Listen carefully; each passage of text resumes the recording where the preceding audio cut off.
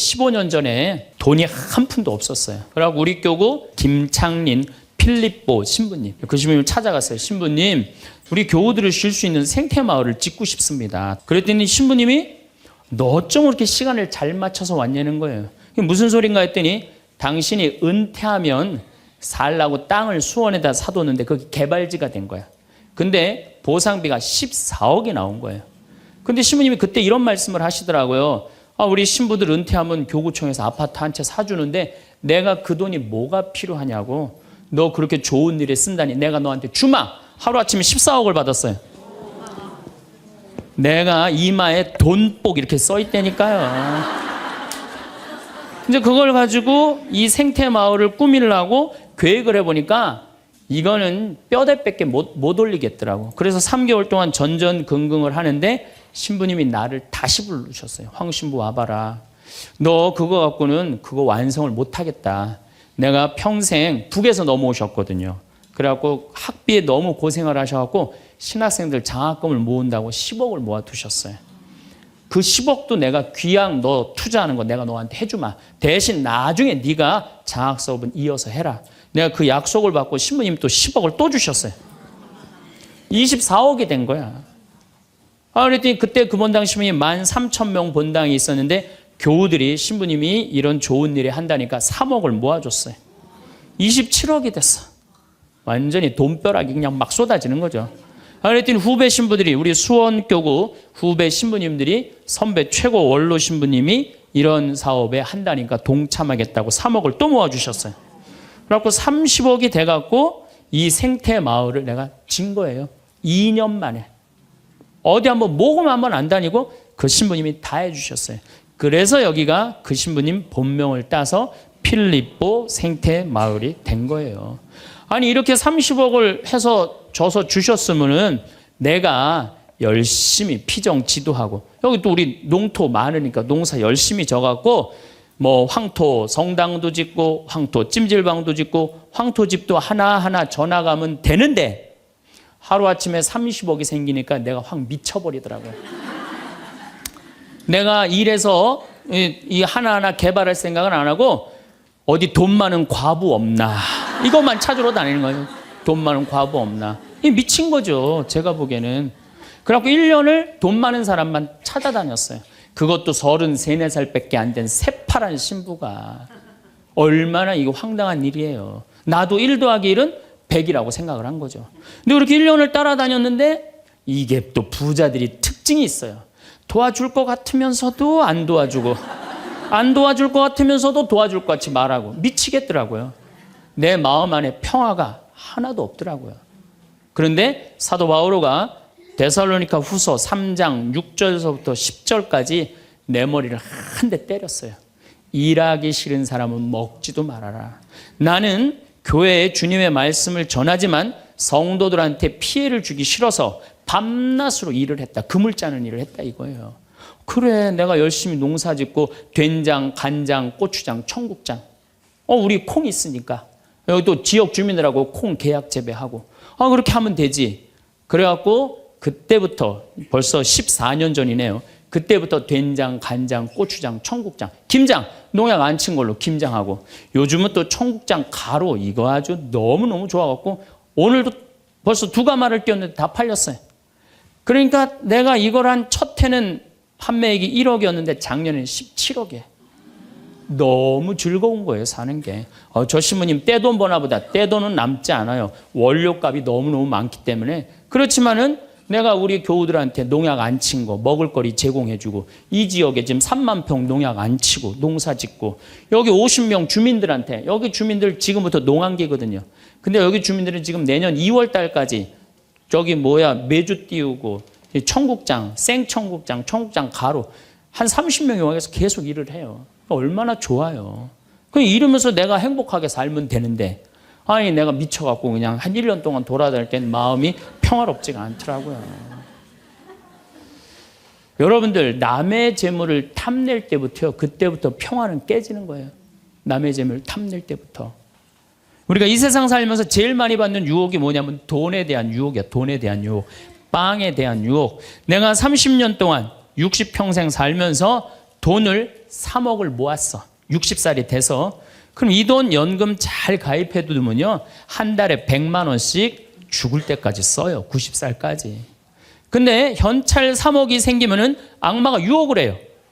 돈이 돈 번데 이거 펀드에다 갖다 맡기면 1년 만에 6억 만들어 줄게.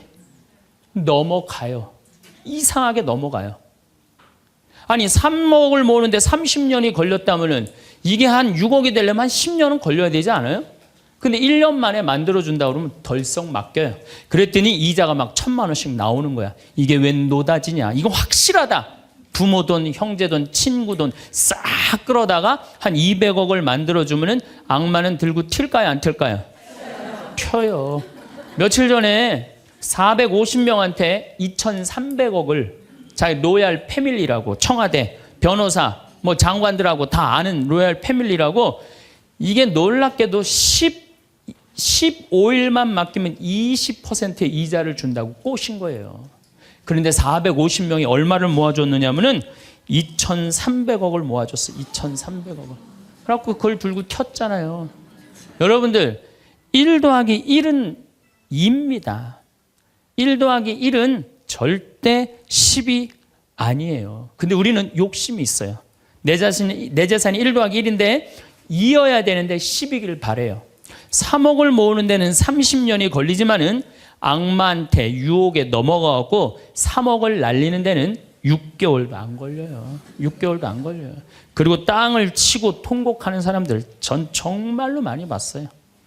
대한민국 1980년대 이후부터 땅 뛰었어요. 땅값. 그렇죠? 주식 뛰었어요. 그래갖고 대한민국은 1 더하기 1은 2가 아니었고 1 더하기 1은 10이었고 1 더하기 1은 100이었어요. 어떤 사람은 1 더하기 1은 1000도 됐어요. 그러니까 온 국민이 들떠 있는 거야. 들떠 있는 거야. 나도 1 더하기 1이 뭐가 될 수 있다? 100도 될 수 있고 1000도 될 수 있다. 이런 생각을 해요. 대표적인 게 뭐냐면 다단계야. 다단계. 내가 가정방문 다녀보면은요, 집에 샴푸 잔뜩 있는지 많아요. 비누 잔뜩 있는지 많아요. 뭐 한 거예요? 다 다단계예요. 어떻게 다단계? 당신 2사람만 데리고 와. 그러면 이 2사람이 또 데리고 와갖고 나중에 이거 전부 다 가지를 쳐갖고 나중에 떼돈 벌어. 그런데 다단계 하는 사람의 90%가 다 손해보고 나온다는 거예요. 다 1 더하기 1은 100이라고 믿는 사람들, 1 더하기 1은 10이라고 믿는 사람들이 이 유혹에 빠지는 거예요. 이 유혹에. 제가 제일 열받을 때가 언제냐면은 97년, 98년 IMF 터졌을 때. 이때 막 우리 교우들 20억, 30억 막 날렸어요. 그래서 술이 그냥 떡이 돼갖고 와서 나한테 뭐라 그러냐면, 신부님, 이렇게 허무하게 날아갈 줄 알았으면 신축금이라도 많이 낼 걸 그랬다. 제일 열받을 때, 제일 열받을 때. 아, 그럴 줄 알았으면 미리 해지. 왜 날리고 와서 나한테 그래. 열심히 산 사람들이 실패하고 울면은 동정이 가는데요. 땅 투기하다가, 주식 투자하다가, 노름하다가, 이거 재산 날리고 와서 눈물 흘리고, 자기 고통스럽다고 얘기하는 사람한테는요, 동정이 안 가요. 열심히 살다가 실패한 사람한테는 정말로 동정이 가는데, 주식 투자하다 돈 다 날리는 사람들 동정이 안 가요. 여러분들, 주식 투자를 하려면은요, 재산 우리 95% 투자자들이 다 실패해요. 왜 그런 줄 아세요? 1년 만에 샀다 팔았다 그래요. 워렌 버핏이라는 사람은 미국 최고의 부자예요. 지금 60년 동안 거의 주식을 했는데 610억 달러를 벌었어요. 주식으로만. 근데 그 사람은 한번 주식을 사면은 최소한 5년, 10년, 20년까지 그냥 쥐고 있는 거예요. 그러니까 돈을 버는 거야. 근데 우리는 그냥 얼마 전에 잠깐 무슨 경제 뭐 방송을 보니까 3개월 만에 15% 내는 수익 방법, 그런 건 없어요. 1 더하기 1은 2지 1 더하기 1은 10이 절대 아니에요. 근데 우리는 그렇게 착각하고 사는 거예요. 그런 기대 속에서. 아프리카에는 원숭이 잡는 비법이 있어요. 어떻게 원숭이를 잡느냐 하면은 항아리 이렇게 만들어 놓고 주둥이 원숭이 손이 들어갈 만한 주둥이를 만들어놔요. 그리고 여기에다는 자갈을 잔뜩 넣어놔요. 그리고 여기다 바나나를 딱 놔요. 원숭이가 지나가다가 웬 바나나 그리고 딱 바나나를 잡아요. 잡으면 주먹이 커지는 거야. 바나나만 놓으면은 손이 빠지는데 잡은 바나나는 놓기 싫은 거야. 그러니까 이 무거운 항아리를 들고 이놈의 바나나 왜 안 빠지냐 하루 종일 뛰어다니는 거야. 저녁에는 지쳐갖고 움직이질 못한대요. 그러면은 그 원숭이를 잡아서 먹는다는 거예요. 그런데 지금 여기 있는 여러분들 가운데서도 그 바나나를 못 놓고 계신 분들 많습니다. 지금. 예? 지금 땅을 쥐고 이러지도 못하고 저러지도 못하고 괴로워하는 사람들 많아요. 주식 사놔갖고 그냥 이러지도 못하고 저러지도 못하고 전전긍긍하는 사람들 많아요. 지금 놀 때예요. 노름에 빠져갖고 그거 원금 찾는다고 뛰어다니는 사람 지금 놓으면 제일 행복해요. 지금 놓으면 살 수 있어요. 그런데 우리는 그거를 못하는 거예요. 그거를. 욕심을 이용하는 거예요. 악마가 우리를 왜 유혹할 수 있는 것 같아요? 우리의 욕심을 가지고 이용을 하는 거예요. 사기 치는 사람도 1 더하기 1은 100이라고 그러면서 홍보를 하죠. 유혹을 해요. 근데 1 더하기 2는 2라고 믿는 사람은 절대 유혹에 안 빠져요. 근데 1 더하기 1은 100이 되기를 바라는 사람은 그 어처구니 없는 악마의 유혹에 빠진다는 거예요. 제가 10년 전에 능평이라는 성당에서 본당 신부를 했어요. 그런데 그 능평이라는 성당에 언덕을 넘어가면은 무슨 동네가 나오느냐면 천당 옆 분당이 나와요. 네, 천당 옆 분당이 나와요. 얼마나 살기 좋으냐면은 거기는 전보산대가 하나도 없어요. 전부 다 지중매설이에요. 지중매설. 동네가 깨끗해요. 깨끗해. 그리고 도로는 한 20m, 30m 주도로는 조경을 하게 돼 있어요. 동네마다 율동공원, 중앙공원, 공원 있고. 그래서 정말로 살기 좋아요. 우리 동네 사람들은 그 언덕만 넘으면 전보산대가 얼마나 많은지, 전선줄이 얼마나 많이 엉겨 있는지 그 분당에만 있으면 마음이 차분한데 우리 동네만 딱 들어서면은 동네가 미친 여자 머리 풀어헤쳐 놓은 것 같아요. 미친 여자 머리 풀어헤쳐 놓은 것 같아요. 마음이 산란해. 그러니까 우리 동네 사람들 꿈은 뭐냐면 천당 옆 분당으로 이사 가는 게 꿈이야. 그래갖고 5억짜리 아파트가 당첨이 됐어. 5억짜리 아파트가. 그런데 내가 가지고 있는 돈은 4억 5천밖에 안 돼. 이제 5천만 원만 있으면은 프리미엄이 붙어갖고 7억이 되는 거예요. 7억이 되는 거니까 1 더하기 1은 10이 되는 순간이에요. 근데 이 5천만 원이 구할 길이 없네. 제일 만만한 건 누구냐면 늙은 부모님이야. 라고 찾아갖고 얘기를 해요. 어머니 아버지 내가 5천만 원만 있으면은 5억짜리 아파트 되면 내가 잘 모실 테니까 거기 있는 땅 좀 팔아갖고 나 5천만 원만 꿔달라고. 근데 이미 한국 천주교 할머니 할아버지들은 나한테 강의를 들었어. 절대 자식들한테 재산 주지 말라는 강의를 들었어. 안 죽으니까 절대 재산 주지 말라는 강의를. 난 돈 없다 딱 잡았대요. 그럼 느닷없이 부모가 미운 거예요. 느닷없이. 형제 친척한테 꿔달라고 그랬더니 형제 친척도 아무도 꿔주는 사람이 없는 거야. 다 미운 거예요. 예수님은 서로 사랑하라고 그랬는데 악마는 뭐라고 그래? 이거 봐. 너 세상 너 옆에 있는 사람 아무도 없어. 다 미워해. 이 유혹에 빠지는 거예요. 악마의 유혹에 빠지는 거예요. 근데 마음 하나만 바꾸면 얼마나 행복한지 몰라요. 우리 능평은 뭐 조금 전선줄 있다 하더라도 경치 좋고 공기 맑아요. 아주 좋아요. 그리고 분당에서 살려면은요, 거기에 수준 맞추려면요, 피곤해서 못 살아요. 근데 능평은 32평 아파트가 2억 5천이야. 2억 5천이니까, 이 2억 5천짜리 아파트 사고 얼마가 남아요? 2억이 남아요. 이거 갖고 맛있는 것도 사 먹고, 여행도 다니고, 어려운 사람도 도와주고, 얼마나 좋아요. 근데 우리 인간은 이걸 못해요. 내가 가만히 보면은요, 9개 가진 사람은 10개를 채우려고 이 하나만 더 모으면 10개가 돼. 9개 쓸 생각을 못하고 이거 10개 채운다고 하나 모으다가 죽는 사람들 많이 봤어요, 나. 99개 가진 사람은 100개 채우려고 어떻게? 이 하나를 더 모으려고 99개 쓰지도 못하고 죽는 사람들 많이 봤어요, 저는. 여러분들은 어떠세요? 재산이라는 게 뭔지 아세요? 여러분들 재산이라는 건요, 내가 쓴 것만 내 재산이에요. 내가 쓴 것만. 내가 안 쓴 건 내 재산 아니에요. 다시 말해서 내가 100억을 모으기 위해서 나 그지같이 70평생을 살았어. 이 사람은 거지로 산 거예요. 이 사람 거지로 산 거예요. 네. 그런데 내가 모은 거 갖고 정말로 알뜰하게 뭐 여행도 다니고 맛있는 것도 먹으러 다니고 뭐 즐겁게 살았어. 이 사람은 재산 제대로 쓴 사람이에요. 그 다음에 죽을 때 그래도 종교기관에 기부나 하고 이런다면은 다행인 사람이에요. 근데 그냥 재산 그냥 이 100억을 주체를 못하는 사람들, 그러다가 죽는 사람들, 루카복음 12장에요. 부자가요 엄청난 풍년을 맞이해요. 이거 나눌 생각을 안 하고 자기를 위해서 창고를 크게 줘요. 그리고 영혼한테 얘기해. 너 이제 편안하게 살아라. 그러니까 하느님이 뭐라 그래요? 이 어리석은 자야, 오늘 밤이 네 영혼이 떠나는 날이다. 너한테는 그렇게 잘 쓰면서 하느님한테 인색한 자의 끝이 이렇다. 재물을 어디다 쌓아둬라? 하늘에 쌓아둬라.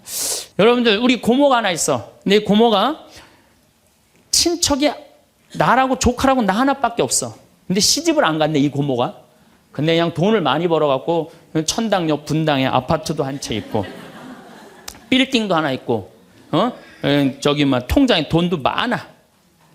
그럼 이 조카가 저 고모, 늙은 고모 죽으면은 저 재산이 누구한테 온다? 나한테 온다. 이 생각하는 순간부터 얘는 불행한 거예요. 고모 재물 탐내는 순간부터 얘는 불행한 거예요. 남의 재물을 탐내면 안 되는데 악마는 뭐라고 우리한테 유혹을 하느냐면 남의 재물을 탐내라고 유혹을 해요. 우리 어머니 아버지가 잘 살아. 저 재산 나한테 오겠지. 그때부터 얘는 일 안 해요. 딴 생각만 하는 거예요. 1 더하기 1은 2라고 생각 안 하고 1 더하기 1은 100이 된다고 생각을 하고 사는 거예요. 절대 평화롭지가 않아요. 또 여러분들 형제 중에 누가 잘 살아. 우리 형이 잘 살아. 누나가 잘 살아. 근데 내가 이번에 아이가 대학을 들어가. 나 등록금 좀 안 대주나. 이때부터 죄짓기 시작하는 거예요. 이때부터 미워하기 시작하는 거예요. 성당 질 때도 마찬가지예요. 성당 질 때도 내가 하느님 아버지 집을 줘. 그러면은 그 하느님 아버지 집 짓는데 내가 봉헌하면 되잖아. 근데 그냥 나는 봉헌할 생각 안 하고 우리 성당이 제일 부자가 저거 얼마 봉헌하나 이것만 기다리고 있는 거야.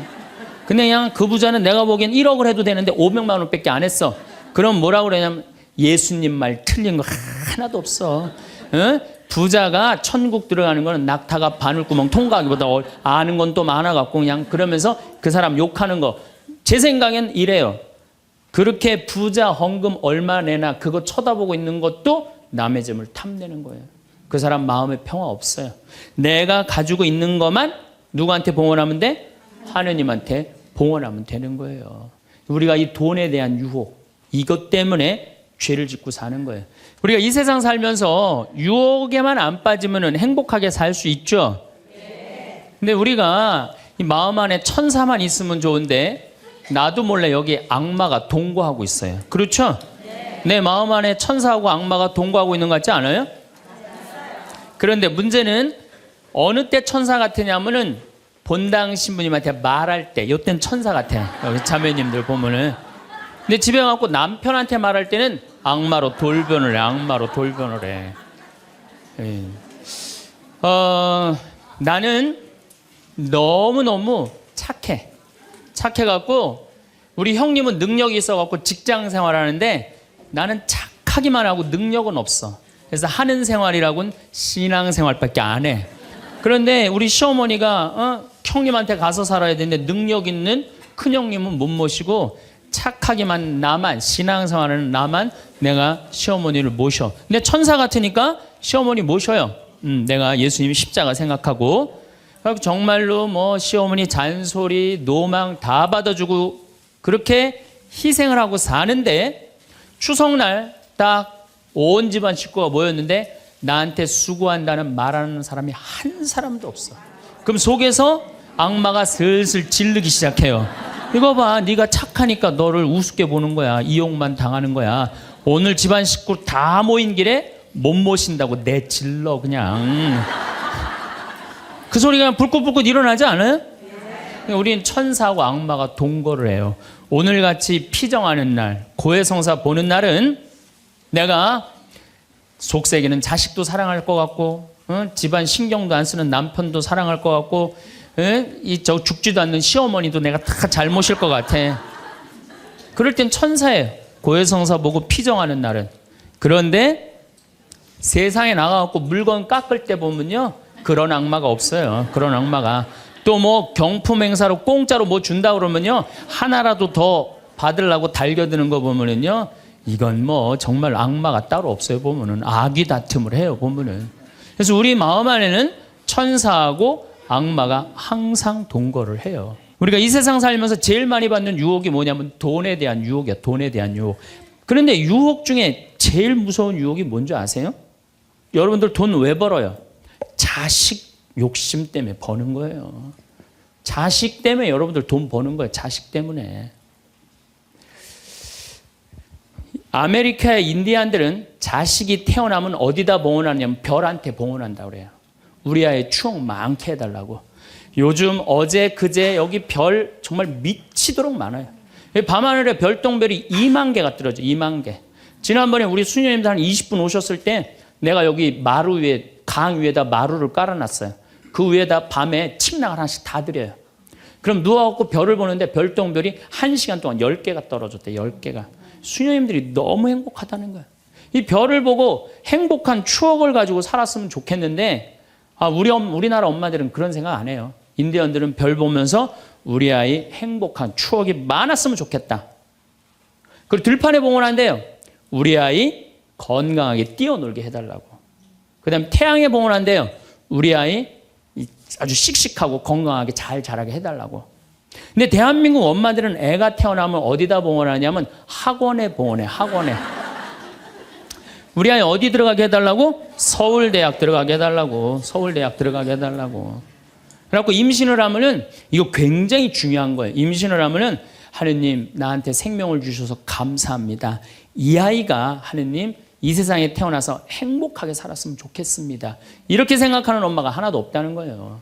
임신을 딱 하는 순간 무슨 생각을 하냐면 내 뱃속에 서울대학 C가 들어왔다고 생각을 하는. C가. 그래갖고 막 임신 한 달, 두 달, 막 10달이 되면 배가 이만해져요. 그러면 C가 이만해진 거야. C가 이만해진 것만큼 꿈도 이만해진 거야. 하고 아침에 인사를 해도 한국말로도 안 해. 영어로 하는 거야. How are you today, my baby? Good morning. 막 영어로 하는 거야. 마음 급한 엄마들이. 네. 그래갖고 애가 엄마의 태를 열고 세상에 나왔어. 세상이 얼마나 예뻐요. 하늘도 예쁘고 별도 예쁘고 달도 예쁘고 단풍도 예쁘고. 근데 그냥 이 아이가 그냥 그 창문을 통해서 세상을 보려고 했더니 마음 급한 엄마는 너 그거 볼 시간이 어디 있어. 온 집안을 도배를 다 해놔요. 아니 집안만 도배해 놓으면 되지 창문에다가도 도배를 해놔요. 한쪽에는 그냥 가나다라 마바 차타 갖다 붙여놓고 반대쪽에는 ABCD. 누워서 모빌이 돌아가는데 막 기억 니은 디귿 리을이 막 돌아가는. 태어났는데 이 세상에 태어났더니만 어디에 가려? 글자에 가려갖고 세상 구경을 못하는 거예요. 그래갖고 애가 1살, 2살쯤 돼갖고 엄마, 아빠 이렇게 말을 하기 시작해요. 그러면은요 엄마들은 흥분하는 거예요. 드디어 우리 집에 천재 태어났다. 그래갖고 온 동네 다니면서 우리 애가 천재라고 막 자랑을 해요. 그 우유를 먹여도 무슨 우유만 먹이냐면 아인슈타인 우유만 먹이는 거. 아인슈타인 우유만. 네, 네. 천재니까 아인슈타인 우유만 먹어. 엄마 아빠 그러면은 드디어 됐어. 너 다음 단계로 넘어가자. 1 더하기 1은 뭐냐? 이거 넘어가는 거야. 수학으로 넘어가는 거야. 이렇게 글자하고 숫자에 갇혀 사는 애는요 영혼이 망가진대요. 1살서부터 5살 때까지는요 엄마라고 애가 한 번 말하는데 10,000번을 연습을 해야 된대요. 아빠라고 말하는 데는 20,000번을 연습을 해야 된다고 그래요. 애가 엄마 아빠 그러면은 엄마 아빠들은 고마워해 줘야 돼. 너무 고맙다 엄마라고 불러줘서. 손가락 깨물고 배에다 바람 넣어주고 발가락 그냥 뽀뽀해줘가면서 아빠는 목마 태워주고 비행기 태워주고 막 축제같이. 그러면은 이렇게 부모님이 엄마 아빠가 끌어안아주고 뽀뽀해주고 스킨십을 해주는 애들은 이런 생각을 한대요. 이거 봐라. 세상은 한번 살아볼 만한 데네. 저렇게 엄마라고 말 한마디 했는데 저렇게 좋아하고 감격을 하네. 그런데 1살서부터 5살 때까지 엄마 아빠 그랬더니 다음 단계 1 더하기 1은 뭐야? 이거 넘어가는 애들은요 나중에 커서 컴퓨터 중독, 알코올 중독, 그 다음에 사춘기 때 무표정, 무반응, 무감동. 여러분들 자녀들 중에 사춘기 갖고 엄마 막 이렇게 쳐다보고 있는 애들 봐요, 안 봐요? 걔네들은 사춘기라 그런 게 아니야. 언제 망가뜨려 놓은 거냐면 1살서부터 5살 때까지 망가뜨려 놓은 거예요. 영혼을 망가뜨려 놓은 거예요. 프레벨이나 썸머힐이나 삐아제나 몬테소리 같은 유아 교육학자들이 말을 하기를 1살서부터 5살 때까지는 숫자나 언어를 인지하는 좌뇌가 발달하지 않는다고 그래요. 6살 때부터 좌뇌가 발달한다고 그래요. 근데 우리나라의 95%의 엄마들이 영세 교육을 해요. 태어나자마자부터 교육을 해요. 교육비 얼마? 350만 원짜리 교육비를 들여서 전부 다 350만 원 애한테 그냥 영세 교육을 시키는 거예요. 우리나라 청소년의 95%는 이미 1살서부터 5살 때까지 영혼이 망가져 버린 거예요. 그래갖고 그냥 5살 때 돼갖고 그냥 텔레비에 나오는 글자 모르는 글자가 없어. 5년 동안 공부했으니 애가 모를 리가 있어요. 모르는 글자가 없어. 그냥 쫙쫙 읽어대. 그러면 나한테 데리고 와요. 신부님 우리 애가 천재인가 보라고. 왜요? 텔레비에 나오는 글자 모르는 글자가 없어요. 안수기도 해달라는 거. 그럼 내 걔 머리에 손 얹고 뭐라고 기도하느냐면 이제 네 인생은 쫑났다. 내가 이렇게 기도한다니까. 걔 인생은 쫑난 거예요. 걔 인생은. 근데 이 사실을 아무도 몰라요. 아무도. 그래갖고 천재인 줄 알고 초등학교에 넣어놨더니 40명 중에 20등 해갖고 오는 거야. 받아쓰기 100점 중에 50점 받아오고. 그러면은 여러분들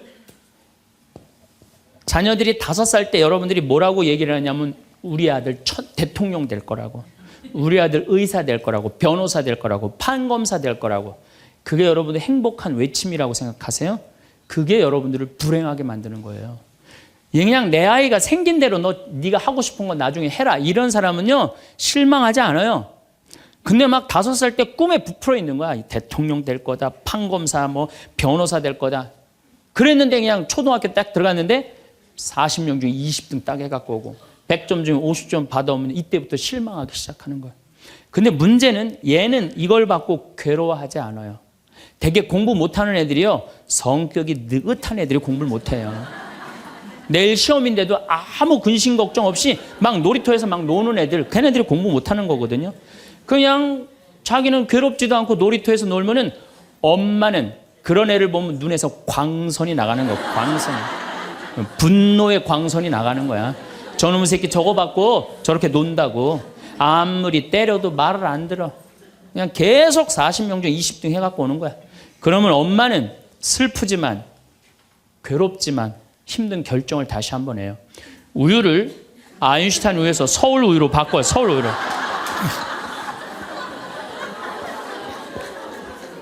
그래갖고 그냥 그렇게 6년 동안 서울 우유를 먹였는데 중학교 딱 올라갔는데 초등학교 때 말 안 듣는 거하고 차원이 틀려요. 중학교 때 컴퓨터 게임에 빠지면은요 미쳐요. 엄마하고 밥 먹으러 나가도 그냥 핸드폰으로라도 해요. 애들이.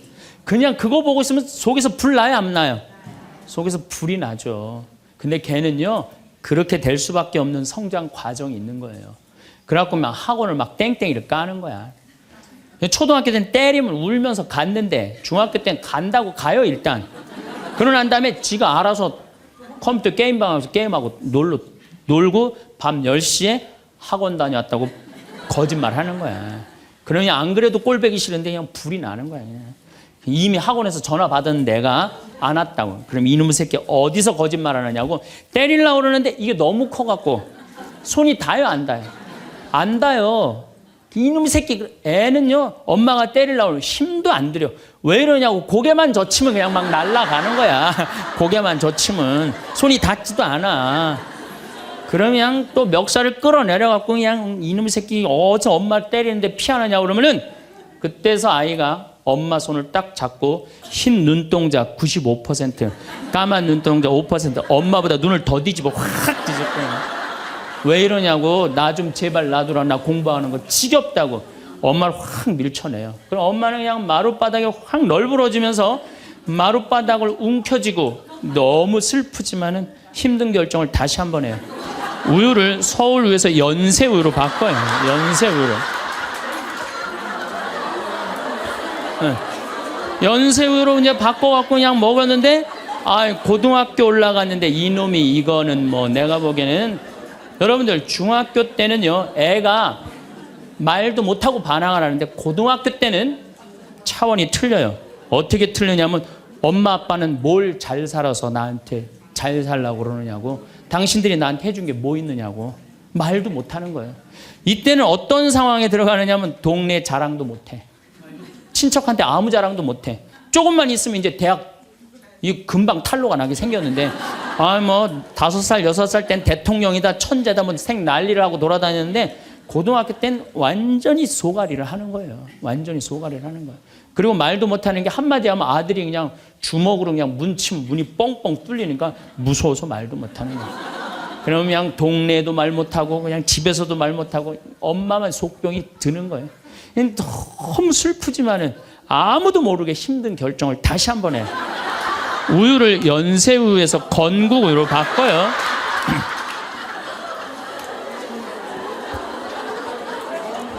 건국우유로 바꿔서 그렇게 먹였는데 고등학교 3학년 때 보니까 모의고사를 봤는데 15% 안에 들어야지 서울에 있는 학교를 가는데 30% 뒤로 막 밀리는 거야.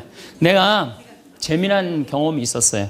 내가 아주대학 환경공학과 대학원을 다닐 때 그 옆에 창현고등학교, 유신고등학교가 있었어요. 근데 걔네들이 1학년 딱 들어와서는 우리 학교를 보고 그랬대요. 내가 아주대학 가면은 내 대학을 안 간다 그랬대요. 1학년 되면은. 근데 2학년 애들은 상황이 틀리대요. 아주대학도 괜찮은데 이런데 2학년 되면. 근데 3학년이 된 애들은 그 창현고등학교, 유신고등학교 애들은 3학년만 되면 제발 아주대학만이라도. 엄마가 딱 그런 마음이야.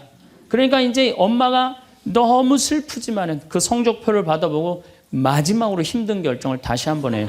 우유를 건국우유에서 저지방 우유로 바꿔요.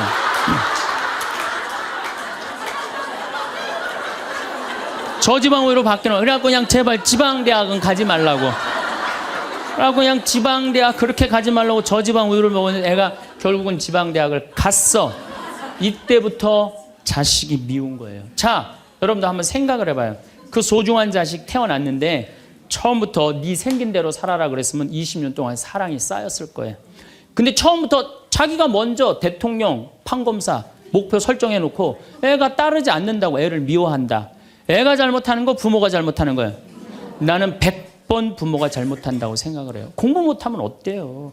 애가 건강하고 자기 행복하게 살면 되지. 내 목표에 애가 따르지 못한다고. 그리고 애들이 공부 못하는 거는 누구 머리 닮아서 공부 못해요?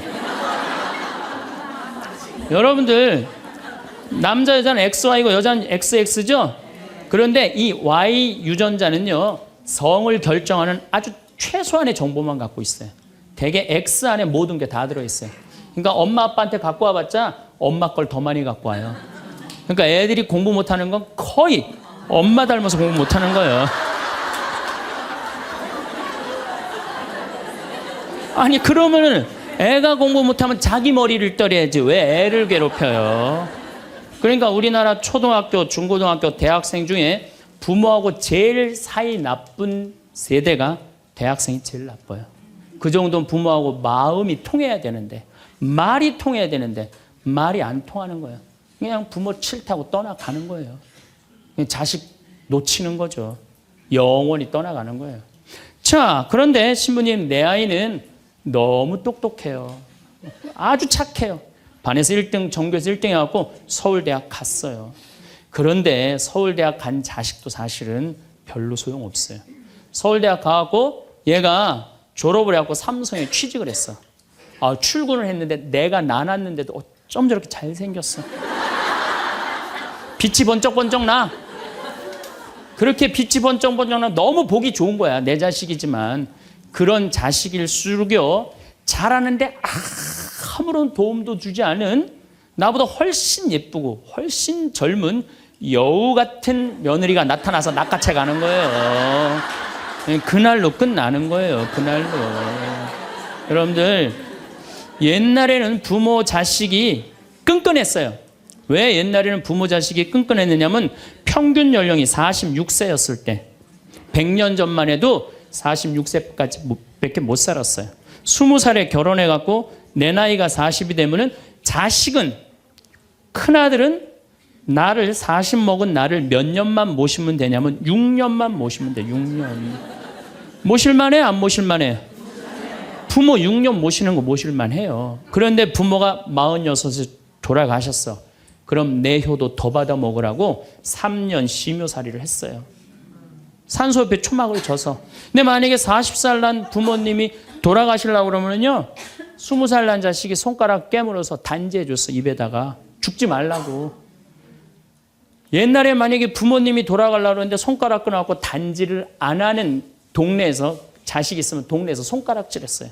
저 자식 부모 돌아가려고 그러는데 손가락도 안 끄는 놈이라고. 옛날에는요, 자식들이 부모한테 애절했어요. 그런데 애절한 이유가 부모의 은혜가 고마워서 그걸 효도를 하려고? 전혀 이유는 다른 데 있어요. 동생이 17살, 14살, 11살, 8살, 5살, 2살이야. 아니 이렇게 줄줄이 나눠놓고 지금 죽으면 이거 누가 키워야 돼? 장남이 키워야 돼. 장남이.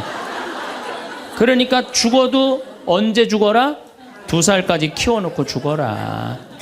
만약 우리 부모님이 2살까지 다 키워놨어.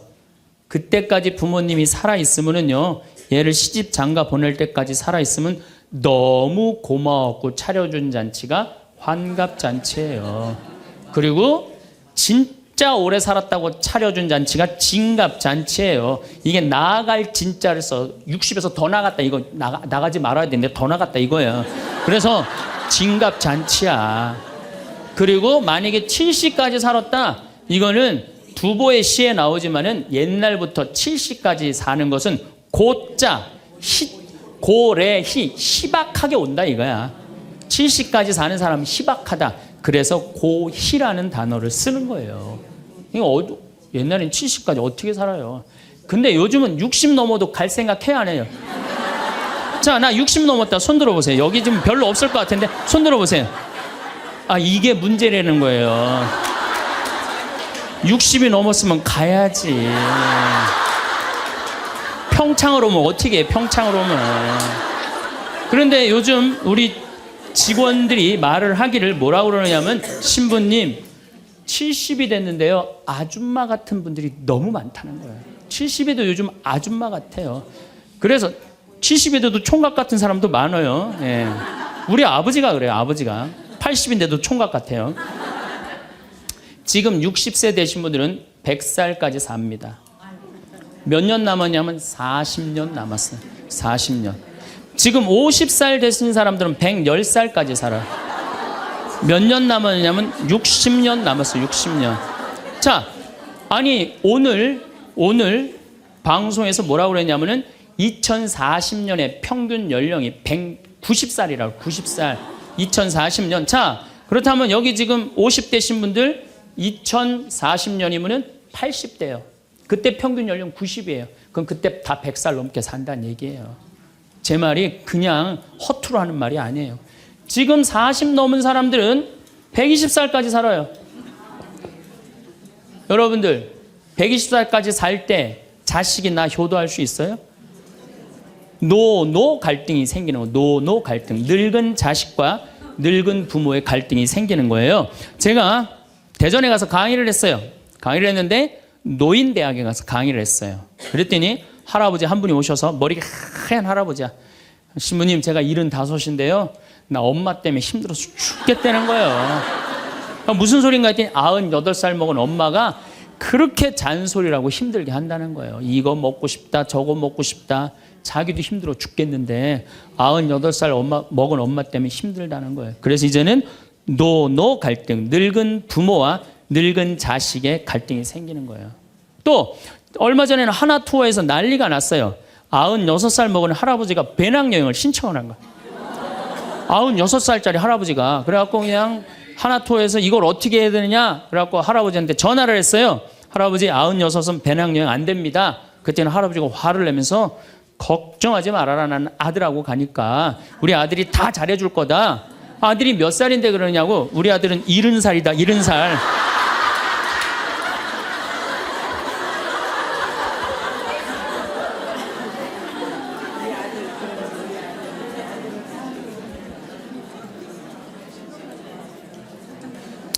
여러분들, 우리나라가 지금 100살 이상이 몇 명이냐면은 1,700명이에요. 100살 이상. 얼마 전에 텔레비전에 102살 먹은 할머니, 83살인가 먹은 뭐 며느리, 또 50 몇 살 먹은 3대가 살죠. 이제는 그런 일이 다반사로 생긴다는 거예요. 다반사로. 지금 70살 넘은 우리나라 인구가 240만 명이에요. 70살 이상이. 60세 이상이 뭐 65세 이상이 540만 명, 540만 명. 초등학교 애들이 310만 명이에요. 그러니까 요즘 길에 나가보면요. 우리 어렸을 땐 길에 애들이 바글바글 했어요. 구슬치기, 딱지치기 그냥. 할머니는 이런 할머니 하나 이렇게 구경하고 있었어요. 근데 요즘에 길에 나가보면 애들은 하나도 안 보여요. 애들은 낳지도 않고 학원에 가고. 길에 나가면 누구만 바글바글 하냐면 할머니, 할아버지들만 바글바글 할 거예요. 21세기는 그래서 노인의 시대라는 거예요. 여러분들은 그런데 더 심각한 건 지금 70, 80 되신 분들은 그나마 이제까지 살아왔어. 이제 10년, 20년만 하면 견뎌요. 여러분들은 앞으로 50년, 60년 남아있어요. 그 인생에 대한 설계가 준비되어 있습니까? 안 돼 있습니까? 안 돼 있어. 자, 여러분들, 나는 그래도 늙어서 자식하고 삽니다. 난 너무너무 행복합니다. 그런 할머니는 정말로 정신없는 할머니예요. 나이 먹으면 눈두덩 쳐져요, 안 쳐져요? 눈가 쳐져요, 안 쳐져요? 볼 쳐지고 입술 쳐져요. 그럼 자식하고 사는 할머니, 나는 저녁 먹고 화도 안 났어. 화도 안 나고 그냥 텔레비를 보고 있는데 어떻게 하고 보고 있느냐면 이러고 보고 있는 거예요. 이러고. 아들이 지나가다가 뭐가 화가 나는 일이 있어서 저러나. 제가 요즘 초등학교 강의를 많이 나가요. 초등학교 자모들. 아, 예뻐요. 예뻐요. 정말로 예뻐요. 그리고 그냥 그 자모들이 이렇게 화장을 하고 오는데 웃으면은요, 눈꼬리 쫙 올라가, 입꼬리. 그러니까 그냥 화장들 어떻게 연필로 막 위로 그리고 오잖아요. 이렇게. 네, 위로 그리고. 그런데 우리 할머니들은 아무리 그려도 결국은 떨어져요. 결국은 떨어져요. 문제는 아들은 괜찮아요. 며느리가 무슨 죄가 있어요? 며느리가 이제 저녁 차려놓고 시어머니 식사하시라고 문을 딱 두들겼어. 방문을 딱 열었는데 또 이 시어머니 전기세 아낀다고 불은 꺼놓고 깜깜한 방에서 텔레비만 보고 있는 거야. 텔레비만. 그래갖고 그냥 밥 먹으라고 그랬는데 머리 하얀. 밥 먹으라고 그러냐? 문을 열 때마다 그냥 심장이 떡떡 떨어지는 거예요. 심장이 떡떡 떨어지는 거예요. 여기 우리 응암리라는 곳에 92살인가 91살 먹은 친정 엄마를 63살 먹은 딸이 모시고 들어왔어요. 근데 이 자매가 하는 말이 자기는 평창에 들어와갖고 밤에 깜깜한 것도 하나도 안 무섭고 짐승 소리도 하나도 안 무섭대.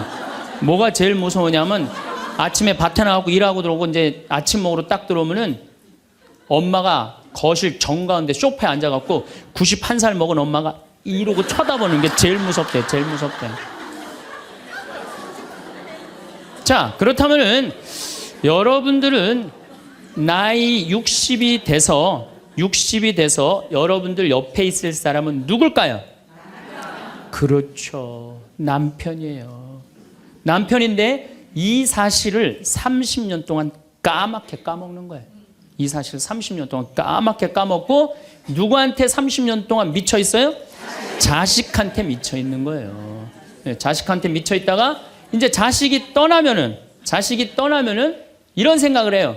나는 그동안 자식 키우느냐고 애썼으니까 이제는 찜질방도 가고 평창 생태마을 피정도 좀 가고 성주순례도 가고 내가 편안하게 살으리라 이런 생각을 하는데 전혀 예상치 못한 일이 벌어져요. 남자는 무슨 생각을 하냐면 30년 동안 떠돌아다니다가 귀소 본능이 생겨요.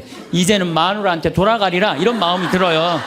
여자는 이제 편안하게 살려고 그러는데 남자는 귀소 본능이 생기는 거예요. 이때부터 부부 사이에 갈등이 생기는 거예요.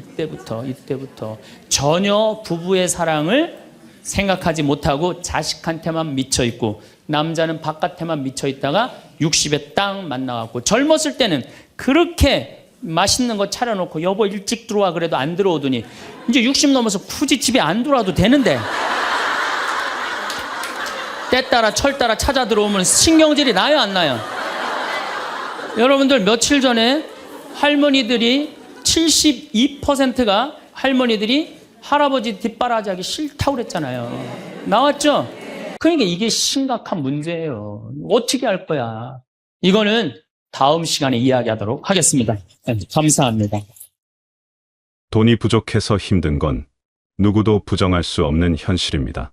통장 잔고를 확인할 때마다 한숨이 나오고 필요한 물건을 사야 할 때마다 머뭇거리게 되는 그 순간들을 우리는 모두 알고 있습니다. 하지만 여러분, 우리를 더 깊게 지치게 하는 건 그 부족함 자체보다 그 부족함을 바라보는 마음의 방식일 때가 많습니다. 돈이 줄어들면 마음도 함께 움츠러들고 누군가와 비교하는 순간 우리는 자기 자신까지 작게 만들어버립니다. 돈은 결국 숫자에 불과한데 사람의 마음은 숫자로 설명되지 않는 것인데도 말입니다. 돈 때문에 힘들다는 말 속에는 사실 여러 겹의 감정이 담겨 있습니다. 단순히 물질적인 부족함만이 아니라 그로 인해 느끼는 초라함, 불안함, 때로는 분노나 좌절감까지 뒤섞여 있습니다. 마트에서 가격표를 보며 장바구니에 넣었다 떼기를 반복할 때, 친구들과의 모임에서 비싼 메뉴를 제안받을 때, 자녀들에게 뭔가를 해주고 싶은데 여건이 되지 않을 때 우리가 느끼는 그 감정은 단지 돈의 문제가 아닙니다. 그건 내가 나 자신을 어떻게 보고 있는지, 다른 사람들이 나를 어떻게 볼지에 대한 두려움이 더 큰 부분을 차지합니다. 돈은 원래 삶을 돕기 위한 수단이었습니다. 필요한 것을 얻고 편안함을 누리고 가족을 돌보기 위한 도구였습니다. 그런데 어느 순간부터 돈은 사람을 평가하는 기준이 되어버렸습니다. 얼마를 가졌는지, 어떤 차를 타는지, 어디에 사는지가 그 사람의 가치를 말해주는 것처럼 여겨지는 세상이 되었습니다. 그래서 우리는 돈 때문에 힘들다기보다 돈을 통해 나를 바라보고 타인을 바라보는 그 관계 때문에 더 흔들리는 것입니다. 돈이 많든 적든 진짜 중요한 건 그 숫자가 아니라 그 숫자를 대하는 나의 시선입니다. 같은 100만 원을 가지고도 어떤 사람은 불안해하고 어떤 사람은 감사해합니다. 같은 1000만 원을 가지고도 어떤 사람은 여전히 부족하다고 느끼고 어떤 사람은 충분하다고 여깁니다. 이 차이는 단순히 성격의 차이가 아닙니다. 그것은 돈과 나 사이에 어떤 관계를 맺고 있는지, 돈을 통해 무엇을 증명하려 하는지에 달려 있습니다. 돈을 잘 쓰는 사람은 결국 자기를 제대로 아는 사람입니다. 내게 진짜 필요한 것이 무엇인지, 내가 진정으로 원하는 것이 무엇인지 알고 있는 사람입니다. 남들이 좋다고 하는 것, 유행하는 것, 겉으로 보기 좋은 것에 흔들리지 않고 나의 기준으로 선택할 수 있는 사람입니다. 이런 사람은 돈이 많지 않아도 허둥대지 않습니다. 자신의 한계를 알고 그 안에서 최선을 다하며 무엇보다 그 과정에서 자신을 잃어버리지 않습니다. 반대로 돈에 끌려다니는 사람은 아무리 많이 가져도 불안합니다. 더 가져야 한다는 강박, 더 많아야 안전하다는 착각, 더 보여줘야 한다는 욕망에 사로잡혀 있기 때문입니다. 이런 상태에서 돈은 족쇄가 됩니다. 돈을 벌기 위해 건강을 해치고, 돈을 지키기 위해 관계를 망가뜨리고, 돈을 과시하기 위해 진짜 필요하지 않은 것에 낭비합니다. 돈이 많고 적음이 인생의 품격을 정하는 것이 결코 아닌데도 말입니다. 돈에 끌려다니면 족쇄가 되고, 내가 돈을 끌고 가면 비로소 도구가 됩니다. 이 차이는 아주 큽니다. 돈이 사람을 높여주는 게 아니라 사람의 태도가 돈의 쓰임을 결정합니다. 같은 돈으로도 누군가는 자신을 성장시키고 누군가는 자신을 파괴합니다. 누군가는 다른 사람에게 도움을 주고 누군가는 다른 사람을 이용합니다. 누군가는 평화를 얻고 누군가는 불안을 키웁니다. 그래서 진짜 문제는 돈의 액수가 아니라 돈 앞에서 흔들리는 내 태도일 때가 많습니다. 돈이 없어서 불행한 게 아니라 돈 때문에 마음의 방향이 흔들릴 때 불행해지는 것입니다. 내가 원하는 삶이 아니라 남들이 부러워할 만한 삶을 살려고 할 때, 내 행복이 아니라 남의 시선을 의식할 때, 지금 내가 가진 것의 가치를 모르고 없는 것만 바라볼 때 우리는 돈의 노예가 됩니다. 돈과의 건강한 관계를 맺는다는 것은 돈을 무시하거나 돈의 중요성을 부정하는 게 아닙니다. 돈은 분명히 중요합니다. 생존을 위해서도, 안전을 위해서도, 선택의 자유를 위해서도 필요합니다. 다만 돈이 전부가 되어서는 안 된다는 것입니다. 돈을 위해 모든 것을 포기해서는 안 된다는 것입니다. 돈을 얻는 과정에서 나 자신을 잃어버려서는 안 된다는 것입니다. 여러분은 돈을 어떻게 바라보고 계십니까? 돈이 없으면 아무것도 할 수 없다고 생각하십니까? 돈이 많으면 모든 문제가 해결될 거라고 믿으십니까? 혹시 돈의 액수로 사람의 가치를 매기고 계시지는 않습니까? 자신도 모르게 돈으로 나 자신을 평가하고 계시지는 않습니까? 이런 질문들을 스스로에게 던져보는 것만으로도 우리는 돈과의 관계를 돌아볼 수 있습니다. 그리고 그 과정에서 깨닫게 됩니다. 우리가 정말 원하는 건 돈 그 자체가 아니라 돈이 가져다 줄 것이라고 믿는 안정감, 자유, 존중, 행복이라는 것을 말입니다. 그런데 아이러니하게도 이런 것들은 돈만으로는 얻을 수 없습니다. 아니, 오히려 돈에 집착할수록 더 멀어지는 것들입니다. 진짜 안정감은 돈이 많아서 오는 게 아니라 내가 어떤 상황에서도 대처할 수 있다는 자신감에서 옵니다. 진짜 자유는 돈이 많아서 오는 게 아니라 돈에 휘둘리지 않는 마음에서 옵니다. 진짜 존중은 돈으로 살 수 있는 게 아니라 사람됨에서 나옵니다. 진짜 행복은 돈으로 채울 수 있는 게 아니라 마음의 평화에서 비롯됩니다. 돈은 계속 변합니다. 오늘 있던 돈이 내일 없을 수도 있고, 오늘 없던 돈이 내일 생길 수도 있습니다. 경제 상황도 변하고, 개인의 상황도 변합니다. 하지만 돈을 바라보는 내 마음의 방향만은 내가 선택할 수 있습니다. 돈이 줄어들 때 패배감을 느낄 것인지, 아니면 다시 시작할 기회로 볼 것인지, 돈이 늘어날 때 우쭐해질 것인지, 아니면 감사한 마음으로 잘 관리할 것인지, 이것은 전적으로 우리의 선택입니다. 돈과의 관계가 편안해지면 신기한 일이 일어납니다. 돈의 액수는 그대로인데 마음이 먼저 풍요로워집니다. 가진 것이 적은데도 감사함을 느낍니다. 필요한 것과 원하는 것을 구분할 수 있게 됩니다. 남과 비교하지 않고 나의 기준으로 살 수 있게 됩니다. 돈에 대한 불안이 줄어들고 그 불안이 차지하고 있던 마음의 공간에 평화가 자리 잡습니다. 이런 상태가 되면 돈을 대하는 태도도 달라집니다. 돈을 무작정 모으려고만 하지 않습니다. 돈을 의미 있게 쓰는 법을 배웁니다. 필요한 곳에는 아낌없이 쓰고 불필요한 곳에는 과감히 쓰지 않습니다. 돈을 통제하려고만 하지 않습니다. 돈과 함께 흐르는 법을 배웁니다. 돈을 움켜쥐고 있지 않습니다. 돈이 순환하도록 둡니다. 돈을 정복하려 애쓰기보다 돈 때문에 불안해하는 내 마음을 먼저 살피는 것, 그게 진짜 부자의 첫걸음입니다. 부자라는 말이 단순히 재산이 많은 사람을 의미하는 것이 아님을 우리는 알고 있습니다. 진짜 부자는 돈에 흔들리지 않는 사람, 돈을 도구로 잘 활용하는 사람, 돈이 있든 없든 자신의 가치를 아는 사람입니다. 돈이 부족할 때 우리가 해야 할 일은 자책이나 절망이 아닙니다. 지금 내가 가진 것을 정확히 파악하고 그 안에서 할 수 있는 최선을 찾는 것입니다. 없는 것을 한탄하기보다 있는 것을 활용하는 법을 배우는 것입니다. 남과 비교하며 초라해하기보다 나의 속도로 나아가는 것입니다. 돈 때문에 포기할 것을 찾기보다 돈 없이도 할 수 있는 것을 발견하는 것입니다. 실제로 돈이 없어도 할 수 있는 일은 생각보다 많습니다. 사람을 만나는 일, 대화를 나누는 일, 산책하는 일, 생각을 정리하는 일, 계획을 세우는 일, 배우는 일, 운동하는 일, 요리하는 일, 정리하는 일, 쉬는 일, 이런 일들은 돈이 많이 들지 않지만 우리 삶을 풍요롭게 만듭니다. 돈이 있어야만 행복할 수 있다는 생각은 착각입니다. 돈은 행복의 조건 중 하나일 수는 있지만 유일한 조건은 아닙니다. 돈 때문에 힘들 때 우리가 잊지 말아야 할 것이 있습니다. 돈의 부족함이 나라는 사람의 부족함을 의미하지 않는다는 것입니다. 지금 통장 잔고가 적다고 해서 내 존재의 가치가 줄어드는 것이 아닙니다. 남들보다 가진 게 적다고 해서 내가 열등한 사람이 되는 것이 아닙니다. 돈은 외부의 것이고 나는 내부의 존재입니다. 외부의 것이 변한다고 내부의 본질이 변하는 것은 아닙니다. 이런 마음가짐을 가지고 있으면 돈이 부족한 상황 속에서도 흔들리지 않을 수 있습니다. 물론 쉽지 않습니다. 매일 현실적인 문제와 마주해야 하고 때로는 절박한 순간도 있을 것입니다. 하지만 그런 순간에도 나를 잃어버리지 않는 것, 나의 중심을 지키는 것이 중요합니다.